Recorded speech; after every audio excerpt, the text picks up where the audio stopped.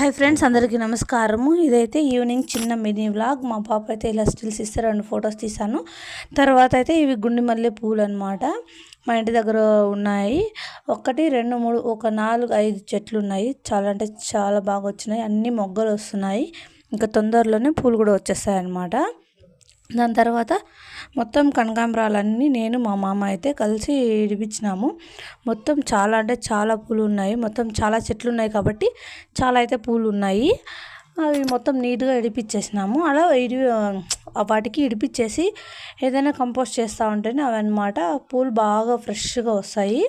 అంటే దాని విడిపికి ముందు వీడియో తీయడం మర్చిపోయాను, కానీ తీసింటే మాత్రం చాలా బాగుండేది. అలాగే ఇక్కడైతే ఒక డైరా గడ్డ అయితే వచ్చింది, అంటే చెట్టు అది కొంచెం పైకి వచ్చేసింది అనమాట. కొంచెం బాగా నాటాను.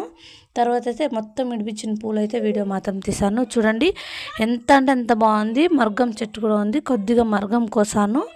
తర్వాత పూలన్నీ కూడా విడిపించేసాము. ఒక 3-4 మూరలు అయితే అవుతాయి అన్నమాట. కనకాంబరాలు చాలా అంటే చాలా ఫ్రెష్గా ఉన్నాయి.